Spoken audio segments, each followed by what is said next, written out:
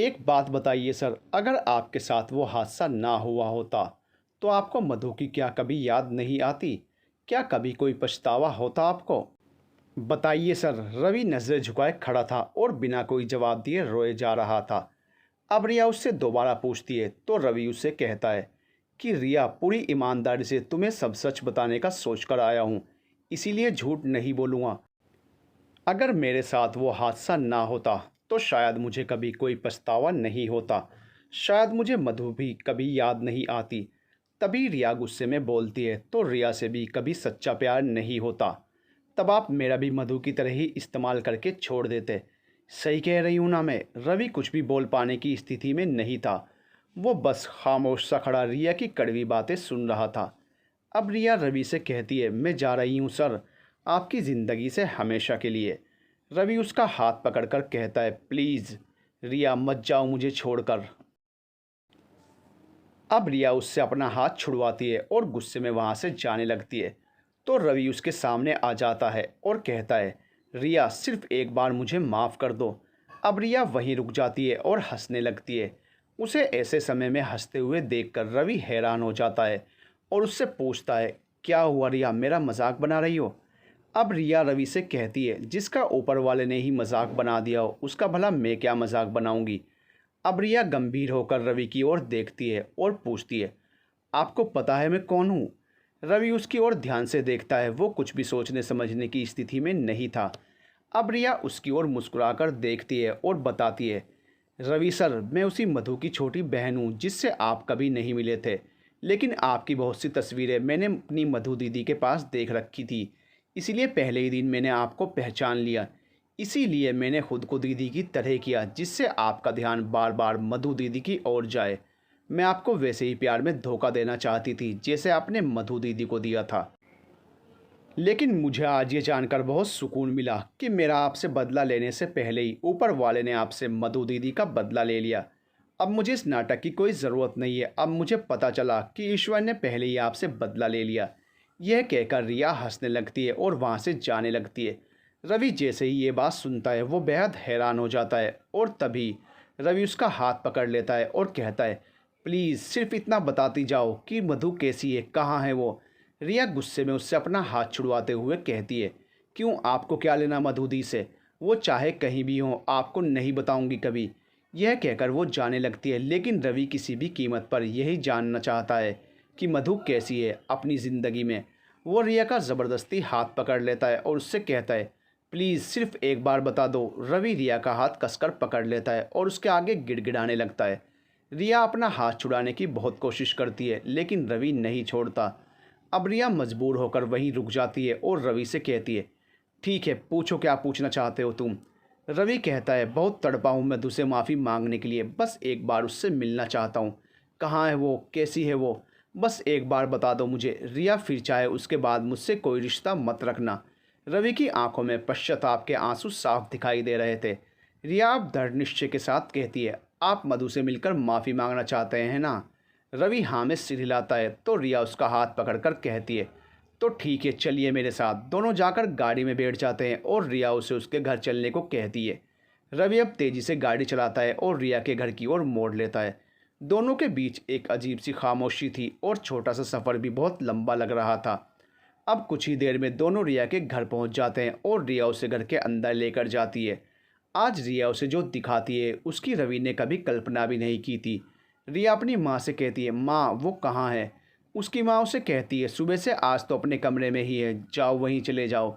अब रिया रवि को एक कमरे में लेकर जाती है जहाँ वो देखता है कि एक छोटी सी लगभग 4 से 5 साल की बच्ची खेल रही थी और वो रिया को देखते ही माँ कहकर उससे चिपक जाती है। अब रवि को कुछ समझ नहीं आता तो वो पूछता है कि तुम तो मुझे मधु से मिलवाने वाली थी ना? रिया कहती है, सब्र करो, सब बताती हूँ। इससे मिलो, ये रवीना है, मधु की बेटी। रवि उसे गोद में लेता है और प्यार करता है। तो अब रिया कहती है, आपको पता है इसके पापा कौन है? रवि पूछता है, कौन रिया? रिया कहती है, आप हैं इसके पापा, ये आपकी बेटी है, इसीलिए दी ने इसका नाम रवि यानी आपके नाम से मिलता जुलता रवीना रखा है। दीदी आपकी निशानी को कभी ख़त्म नहीं कर सकी, हम सब ने उसे बहुत समझाया लेकिन वो नहीं मानी और सारी ज़िंदगी आपकी निशानी के साथ काटने का फ़ैसला कर लिया। रवि अपनी बच्ची को देखे ही जा रहा था और बेतहाशा उसे प्यार से चूम रहा था। उसे रवीना में कभी खुद की तो कभी मधु की झलक दिखती। उसकी आंखों से गम और खुशी के आंसू बह रहे थे। रवीना भी रवि को बहुत ध्यान से देख रही थी और शायद मन में उसके यही सवाल होगा कि ये इंसान जो आज पहली बार मुझसे मिला है वो मुझे इतना प्यार क्यों कर रहा है। रिया रवीना को इस कदर बेतहाशा प्यार करते देखकर बहुत ज़्यादा भावुक हो जाती है और उसकी भी आंखें भर आती हैं। अब वो रवि से कहती है, अगर आपने समय रहते मधु को अपना लिया होता तो आज ये दिन नहीं आता और रवीना को अपने मम्मी पापा दोनों का प्यार मिलता। लेकिन आज आपकी वजह से रवीना को ना तो आपका प्यार मिला और ना ही अपनी माँ का। रवि रिया की बात सुनकर चौंक जाता है और रवीना को गोद में से उतार कर रिया के पास आता है। अब वो रिया से पूछता है, क्यों, क्या हुआ मधु को। रिया कुछ नहीं कहती और खामोश रहती है। तब रवि उससे दोबारा पूछता है, क्या हुआ मधु को, बताओ मुझे रिया। रिया कहती है, रहने दीजिए, छोड़िए मधु दीदी को, भूल जाइए बस। रवि अब और भी ज़्यादा जिद पर अड़ जाता है और कहता है, प्लीज़ मुझे बताओ क्या हुआ मधु को। रिया कहती है, तो ठीक है, चलिए मेरे साथ। ये कहकर वो रवि का हाथ पकड़कर अपने साथ लेकर जाती है। रवि उससे पूछता है, लेकिन हम जा कहाँ रहे हैं। तो वो कुछ नहीं कहती और गाड़ी में बैठ जाती है। रवि ड्राइवर की सीट पर बैठ जाता है और उससे पूछता है, कहाँ जाना है। रिया उसे रास्ता बताती है और रवि एक बार फिर मधु से मिलने के लिए स्पीड पर गाड़ी चलाने लगता है। मन में हज़ारों सवाल हैं कि कहाँ होगी, कैसी होगी मधु, क्या मुझे माफ़ करेगी। यही सोचते सोचते गाड़ी जिस दिशा में जा रही थी और उस दिशा को देखकर रवि का दिल बैठे जा रहा था, क्योंकि ये कोई आम रास्ता नहीं था, ना ही किसी आम व्यक्ति के वहाँ रहने के लिए था। मन अब और भी ज़्यादा डर गया था ये सोचकर कि मधु के साथ क्या हुआ है। अब रिया उसका हाथ पकड़कर खामोशी से उसे अंदर लिए जा रही थी। रवि उस जगह नहीं जाना चाहता था, लेकिन रिया उसे लिए जा रही थी। वो उसे एक ऐसी सच्चाई से रूबरू करवाने ले जा रही थी जिसकी उसने कभी एक पल के लिए भी कल्पना नहीं की थी। रिया अपना हाथ उठाकर कहती है, देखो वो रही तुम्हारी मधु। रवि हिम्मत करके नजरें उठाकर सामने देखता है, जहाँ एक बंद कमरे में कैद एक कमज़ोर सी लड़की बैठी थी। उसके बालों ने उसके चेहरे को ढका हुआ था। वो अपने कमज़ोर और गंदे हाथों से अजीब अजीब इशारे कर रही थी। उसकी उंगलियों के नाखून भी लंबे और बहुत गंदे थे। उसके कपड़े फटे हुए थे और वो बहुत भयानक लग रही थी। रवि अब उसे बहुत ध्यान से देखता है तो उसका कलेजा मुंह को आ जाता है, क्योंकि ये कोई और नहीं मधु थी। रवि उसे लगातार देखे ही जा रहा था और उसे ऐसा लग रहा था जैसे वो कोई सपना देख रहा हो। अब रिया उसका हाथ पकड़कर बाहर एक खाली जगह पर ले जाती है। इससे पहले रिया कुछ कहती, रवि कांपती हुई आवाज़ में पूछता है, मधु यहाँ पागल खाने में कैसे रिया। बस इतना ही कह पाता है रवि कि तभी रिया कहती है, आपकी वजह से सर, सिर्फ आपकी वजह से मधु इतने सालों से यहाँ है। आप तो उसे छोड़कर चल दिए अपना कैरियर बनाने, लेकिन कभी ये नहीं सोचा कि मधु का क्या होगा। वो बेचारी ऐसी हालत में आपकी याद में ज़िंदगी गुजारने लगी। जब आपका फ़ोन आया तो भी आपको अपनी हालत के बारे में नहीं बताया और आपसे झूठ बोल दिया कि मेरी शादी हो चुकी है। जब हमने उससे पूछा कि रवि को झूठ क्यों बोला, तो बोली रवि का प्यार चाहिए था, उसकी भीख नहीं। धीरे धीरे उसकी दिमागी हालत ख़राब होने लगी और फिर हमें मजबूरी में उसे पागल खाने में भर्ती करवाना पड़ा। आप जानते हैं आपकी बेटी का जन्म कहाँ हुआ। रवि कुछ नहीं बोला और खामोश नज़रें झुकाए खड़ा रहा। तो रिया फिर से बोली, आपकी बेटी का जन्म यहीं इसी पागल खाने में हुआ और वो मासूम सी बच्ची जिसने ना माँ का प्यार मिला ना बाप का, पैदा होते ही हमें लेकर जाना पड़ा। जब घर आई तो दीदी की डायरी में पढ़ा, अगर मेरा बेटा हुआ तो उसका नाम मैं आरव और अगर बेटी हुई तो रवीना रखूँगी, बिल्कुल अपने पापा के नाम से मिलता जुलता। इसीलिए हमने आपकी बेटी का नाम रवीना रखा। ये बताकर रिया रोने लगती है। रवि भी अब वहीं खड़ा रोए जा रहा था और पछतावे के सिवा आज उसे कुछ भी नहीं दिखाई दे रहा था। अब रोते रोते वो बदहवास सा वापस मधु के कमरे की ओर दौड़ जाता है और कहता है, मधु मैं आ रहा हूँ, अब मैं एक पल भी तुम्हें यहाँ नहीं रहने दूंगा। वो दौड़कर मधु के ठीक सामने जाकर खड़ा हो जाता है, पर उन दोनों के बीच में एक मजबूत लोहे का जाल है। वो चाहकर भी मधु के करीब नहीं जा सकता था, बस दूर से ही देखकर तड़प रहा था। क्योंकि इतना प्यार तुमको करते हैं सनम, क्या जान लोगे हमारी सनम, क्योंकि इतना प्यार तुमको। मधु की हालत देखकर रवि के रोंगटे खड़े हो गए। अब वो किसी भी कीमत पर मधु के करीब जाना चाहता था। वो अब दौड़कर डॉक्टर के पास जाता है और मधु से मिलने के लिए गिड़गिड़ाने लगता है। रिया दूर खड़ी उसकी ये हालत देख रही थी और उसके दिल को एक अजीब सा सुकून महसूस हो रहा था, जैसे आज उसने मधु के गुनहगार से बदला ले लिया हो। डॉक्टर पहले तो ये कहकर मिलने से मना कर देते हैं कि मधु इस समय बहुत खतरनाक हालत में है और किसी को भी नुकसान पहुंचा सकती है, लेकिन अब रवि डॉक्टर के सामने हाथ जोड़ता है। डॉक्टर के मना करने पर रवि उनके आगे गिड़गिड़ाने लगता है और वहीं उनके पैरों में बैठ जाता है। वो लगातार डॉक्टर से एक ही बात कहे जा रहा था, डॉक्टर प्लीज़ मुझे मेरी मधु से मिलने दीजिए। डॉक्टर को भी अब रवि की हालत पर तरस आ जाता है और वो रवि को मधु से मिलने की इजाज़त दे देते हैं।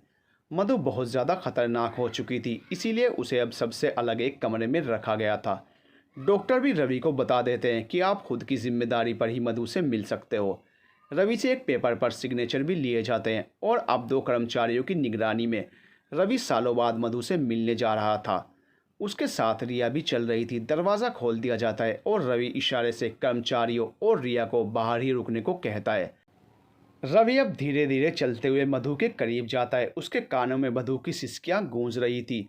मधु वहाँ ज़मीन पर ही बैठी हुई थी और चेहरा गंदे बालों से ढका हुआ था। उसकी दर्द भरी सिसकियों की आवाज़ पूरे कमरे में गूंज रही थी। अब एकाएक ही उसकी नज़र कमरे की दीवारों पर जाती है तो वो देखकर रवि और भी ज़्यादा तड़प जाता है।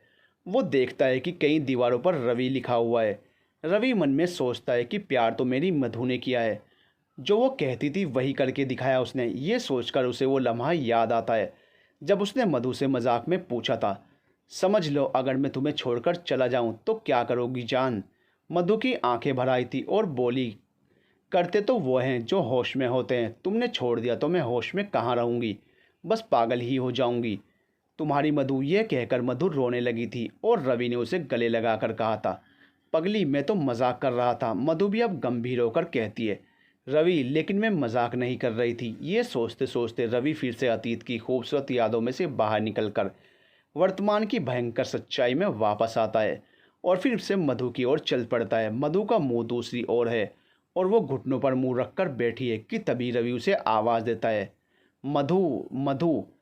मधु नहीं सुनती तो रवि उसे दोबारा आवाज़ देता है। मधु और उसके कंधे पर अपना एक हाथ रखकर वहीं बैठ जाता है। तभी मधु अपनी सिसकियां वहीं रोक लेती है और डरते डरते मुड़कर रवि की ओर देखती है। रवि को देखकर वो इस तरह खड़ी होती है जैसे कोई करंट लगा हो उसे। उसके खड़े होते ही उसके साथ ही रवि भी खड़ा हो जाता है। रवि अब उसके दोनों कंधों पर अपने दोनों हाथ रखकर कहता है, मधु मैं तुम्हारा रवि। अब मधु रवि का नाम सुनते ही आंखें चौड़ी कर लेती है और उसके हाथ कांपने लगते हैं। उसकी दर्द भरी सिसकियां अब ज़ोर ज़ोर से रोने में बदल जाती हैं। वो रोना शुरू कर देती है और डरकर पीछे हटने लगती है। पीछे होते होते वो दीवार से लग जाती है तो रवि हिम्मत करके फिर से उसके करीब आता है और कहता है, मधु पहचानो मुझे, मैं तुम्हारा रवि हूँ। यह कहकर रवि उसके दोनों गालों पर अपने दोनों हाथ रख देता है और उसे गले लगाने की कोशिश करता है तो मधु उसे दूर धक्का देती है और डरकर वहीं दीवार से चिपक कर खुद में ही सिमट कर बैठ जाती है। रवि भी हिम्मत नहीं हारता और फिर से मधु के पास जाता है और अब पूरी हिम्मत के साथ उसे उठाकर खड़ा कर देता है और कहता है, मधु मैं हूँ, पहचानो मुझे, तुम्हारा गुनहगार, तुम्हारा रवि। मधु फिर से रोने लगती है और उसे अजीब से दौरे पड़ने लगते हैं। अब वो रोते रोते हंसने लगती है और चीख चीख कर बोलने लगती है, रवि आ गया, रवि आ गया। ऐसा बोलते हुए वो एक बार फिर बेकाबू हो जाती है और रवि को कॉलर से पकड़ लेती है। अब वो रवि को कहती है, क्यों छोड़ा था मुझे, बोलो क्यों छोड़ा था मुझे। रवि को अब वो बेतहाशा मारना शुरू कर देती है और रवि चुपचाप आंखों में आंसू लिए हुए उसकी मार खाता रहता है। अब जब उसका रूप ज़्यादा ही विकराल हो जाता है तो हॉस्पिटल के कर्मचारी दौड़कर आते हैं और उसे पकड़कर ले जाते हैं। रवि उन्हें रोकता है और कहता है, छोड़ दो मेरी मधु को, लेकिन वो कहते हैं, नहीं साहब, इससे आपकी जान को खतरा हो सकता है। वो अब उसे ज़बरदस्ती खींचकर दूसरे कमरे में हाथ बांधकर लिटा देते हैं और डॉक्टर को बुलाते हैं। एक कर्मचारी दौड़कर जाता है और डॉक्टर को कहता है, डॉक्टर साहब जल्दी आइए, पेशेंट को फिर से दौरा पड़ा है। डॉक्टर कहते हैं, ठीक है, इलेक्ट्रिक शॉक देने की तैयारी करो जल्दी। रवि और रिया ये सब वहीं खड़े देख रहे थे और डॉक्टर जाकर मधु के दिमाग पर इलेक्ट्रिक शॉक देने लगते हैं। मधु दर्द में तड़प रही थी लेकिन चीख नहीं पा रही थी। रवि और रिया दूर खड़े मजबूर होकर ये सब देख रहे थे। क्यों किसी को वफ़ा के बदले वफ़ा नहीं मिलती, क्यों किसी को दुआ के बदले दुआ नहीं मिलती। अब मधु अपने हॉस्पिटल के बेड पर बेहोश पड़ी थी और रिया और रवि उसे देख रहे थे। सच में प्यार करने की मधु को आज इतनी बड़ी सज़ा मिली है, ये कभी रवि ने भी नहीं सोचा होगा। अब रवि डॉक्टर के पास जाता है और उनसे मधु की दिमागी हालत के बारे में बात करता है।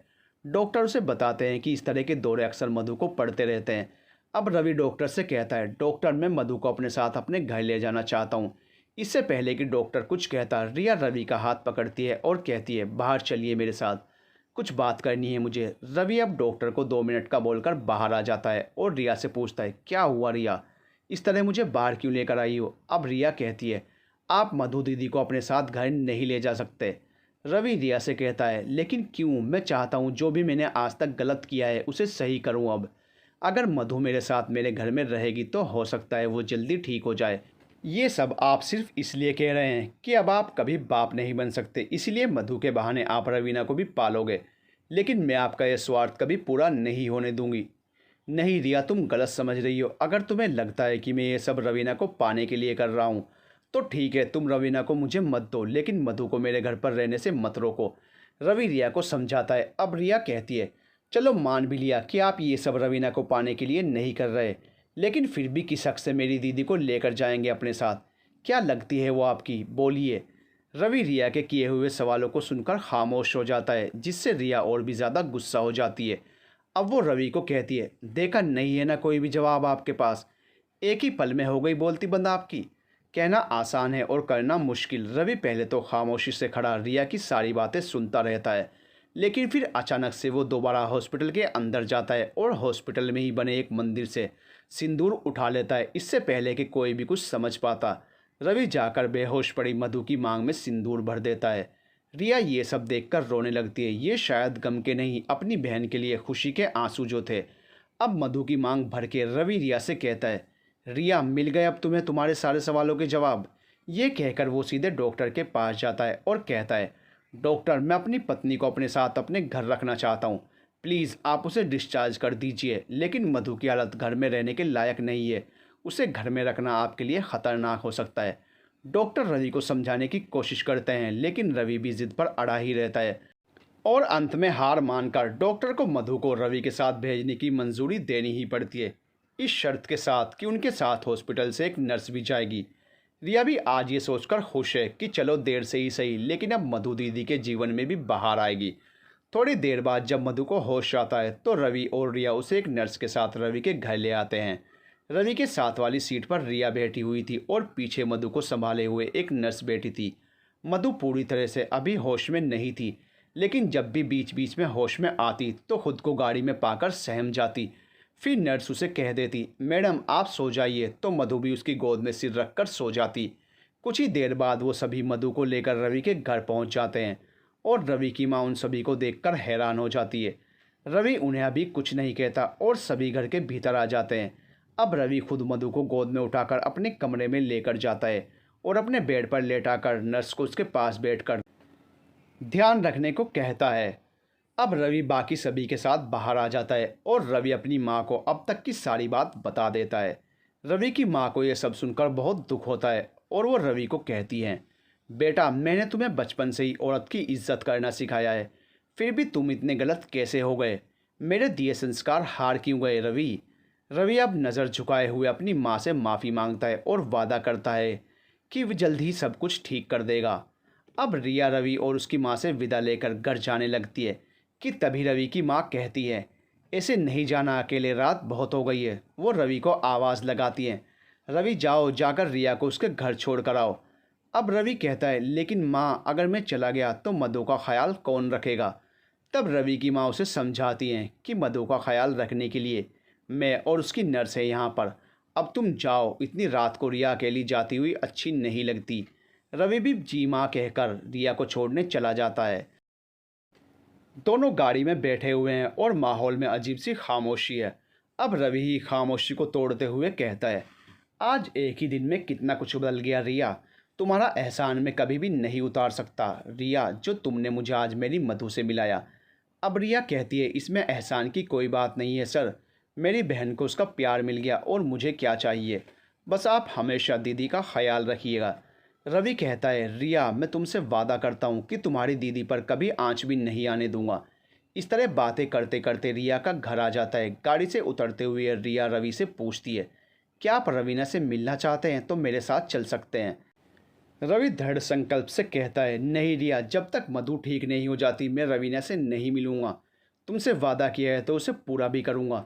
रिया कुछ नहीं कहती और घर में जाने लगती है तो रवि उसे आवाज़ देकर कहता है, रिया ज़रा 1 मिनट बात सुनो। रिया मुड़कर वापस आती है और कहती है, बोलिए।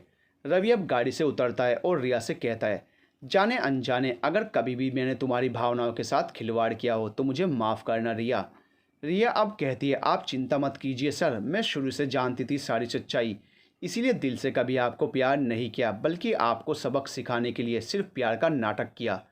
रवि को ये बात सुनकर सुकून मिलता है और वो रिया से कहता है, रिया ये बात सुनकर दिल को सुकून मिल गया, अब मैं चलता हूँ। ये कहकर रवि गाड़ी मोड़कर वापस आ जाता है और रिया दूर तक उसकी गाड़ी जाते हुए देखती रहती है।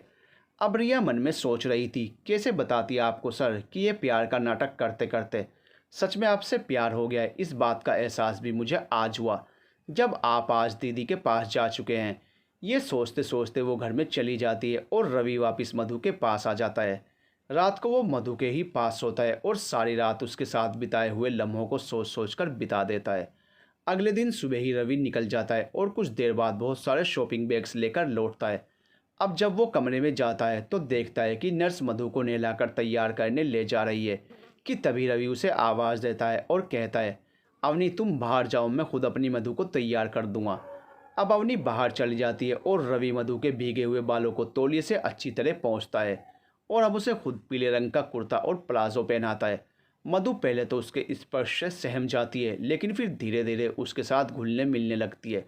अब रवि खुद अपने हाथों से उसके उलझे हुए बालों को कंघी से सुलझाता, उसे पीले रंग की चूड़ियाँ पहनाता है, पीले ही रंग की बिंदी लगाता है।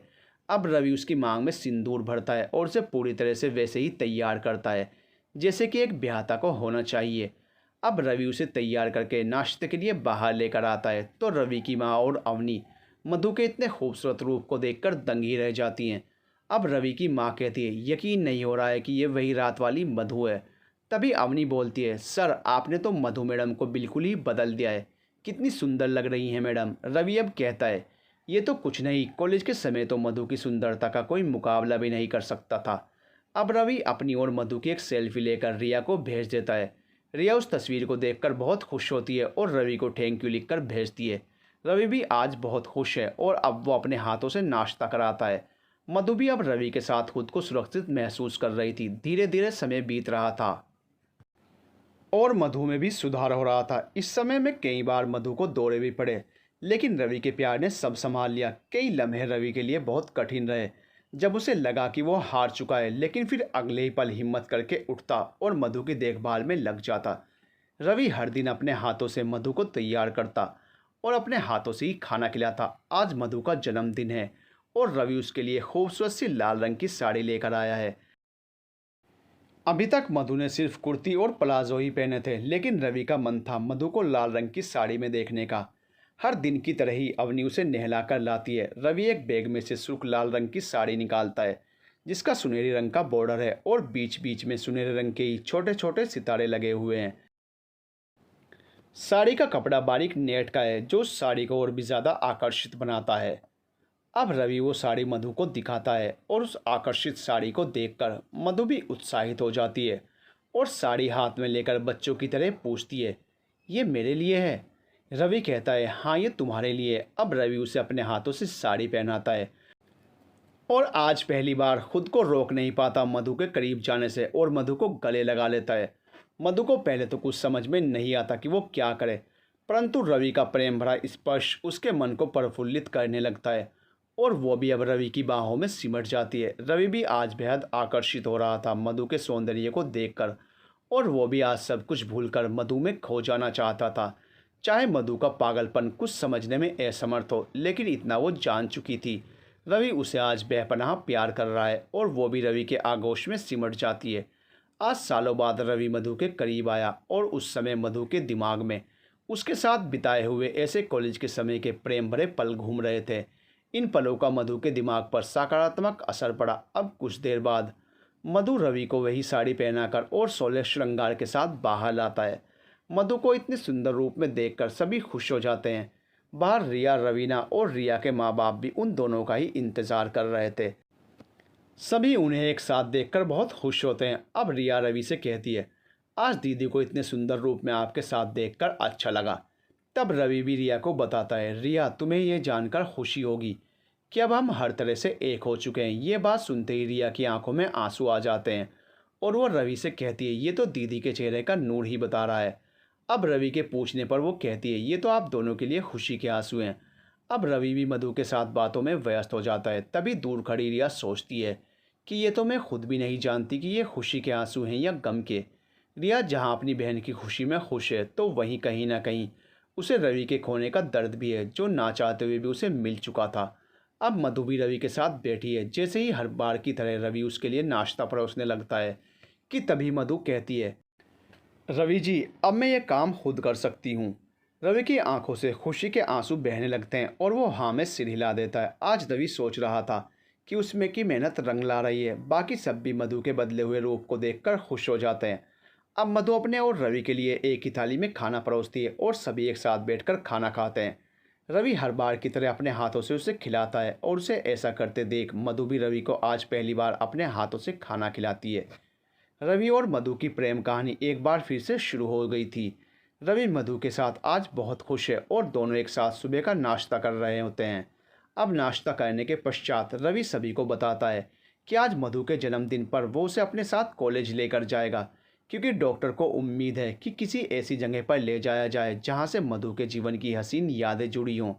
कॉलेज से ही हम दोनों का इश्क शुरू हुआ था और अब वहीं से एक बार फिर सब ठीक होगा। अब रवि सभी से कहता है, आज मैं मधु को कॉलेज लेकर जाता हूँ। अब अगर मुझे मधु को वो सब याद दिलाना है तो मुझे उसे उसी कॉलेज में लेकर जाना होगा। यह कहकर वो मधु का हाथ पकड़ता है और उसे अपने साथ कॉलेज में ले जाता है। कॉलेज में कदम रखते ही मधु के दिल की धड़कनें बढ़ जाती हैं और कुछ धुंधली यादें उसके दिमाग में घूमने लगती हैं। वो घबराकर वापस बाहर जाने लगती है, लेकिन रवि उसका हाथ पकड़कर रोक लेता है। अब रवि उसका हाथ पकड़कर कॉलेज के कंपाउंड में ले जाता है। मधु चारों ओर देखती है और उसके दिमाग में अपनी और रवि की बातें घूमने लगती हैं। उसके दिमाग में रवि की बोली हुई सभी बातें आने लगती हैं। अब रवि उसे कहता है, थक गई होंगी, चलो कैंटीन चलते हैं। मधु कुछ नहीं कहती और कैंटीन चल देती है।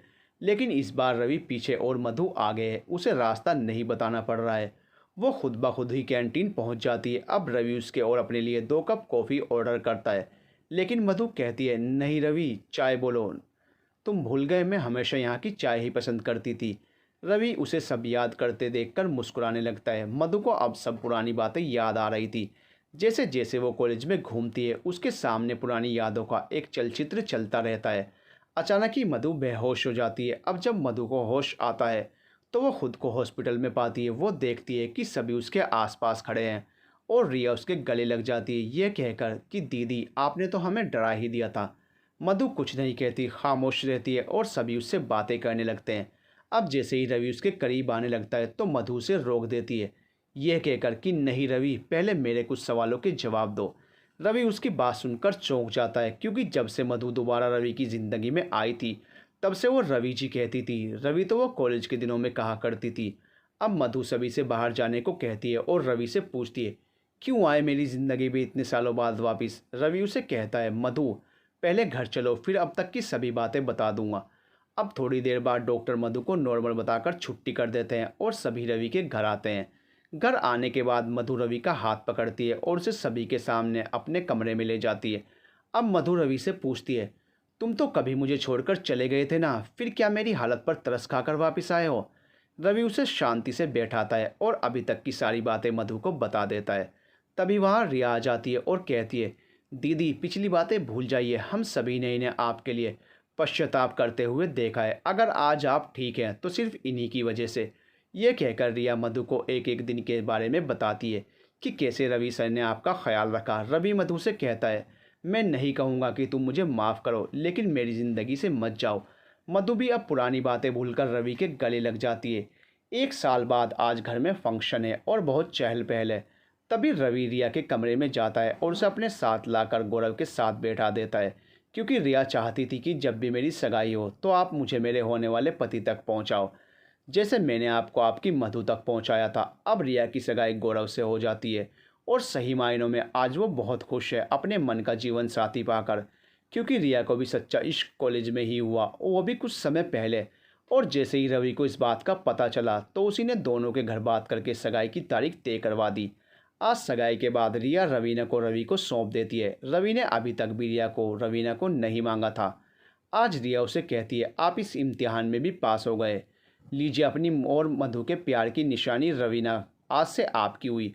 मधु और रवि आज हर तरह से पूरे हो चुके हैं। उनके कॉलेज का किया हुआ इश्क आज यादगार बन चुका। रिया आज रवि की सबसे खास दोस्त है, लेकिन अब प्यार की जगह गौरव ले चुका था।